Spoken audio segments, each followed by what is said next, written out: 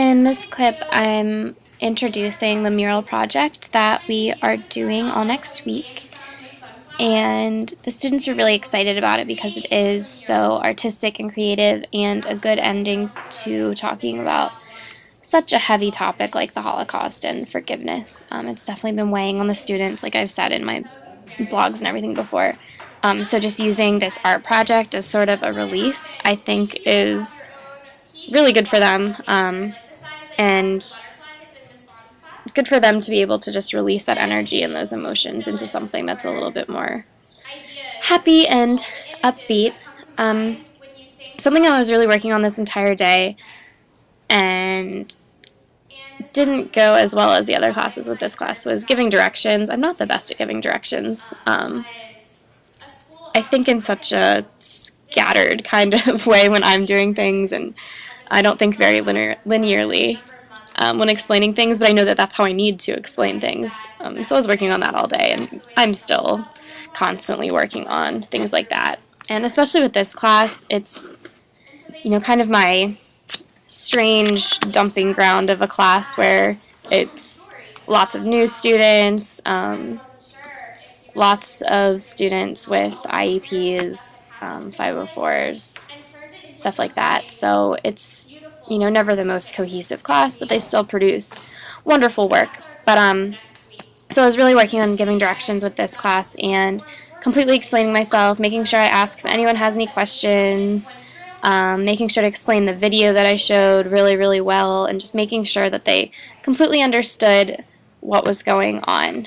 And I think that they did, and I know that this entire project is going to make more sense once we actually start with the watercolors next week. But I think that at least I did explain myself pretty well during this class, so I am getting better at giving directions. Something I could work on, and this is always, is moving around the room. With the way that the desks or the tables are set up right now, it's kind of difficult. It's kind of like a maze, an obstacle course to get around the room because there's just not really enough room for all of these tables. So I do end up kind of just sitting somewhere, standing in certain places around certain kids to do classroom management while I'm talking. But in this clip specifically, I probably could be moving around the room a little more. And I think that's also something to think about when you are setting up the tables and everything. Making sure to set them up in a way where you can move around the room like that. It's fun to just sit and sketch and draw and think about this creative stuff that we'll be doing. So use this work as an opportunity to take a break from all of your other heavier work that you have to do this weekend. Okay? So does anyone have, we're creating a final sketch of like an 8x11 computer-sized paper of the watercolor that you're going to be doing next week. That incorporates your thoughts, your feelings, whatever you see when you close your eyes and think of this memoir and you think of forgiveness and what Simon Wiesenthal went through in the Holocaust, and use your knowledge that you gained from social studies and from language arts for this unit to aid in your understanding and in your drawing. Okay? I have found that I do need to remember I need to repeat myself, especially with 7th grade when giving directions. And that's totally fine. It always helps to repeat.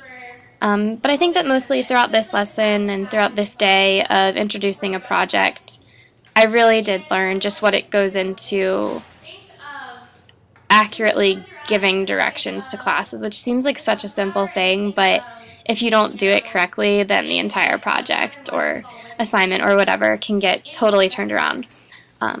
So it was a great way to learn all about that and really see how to give directions the best.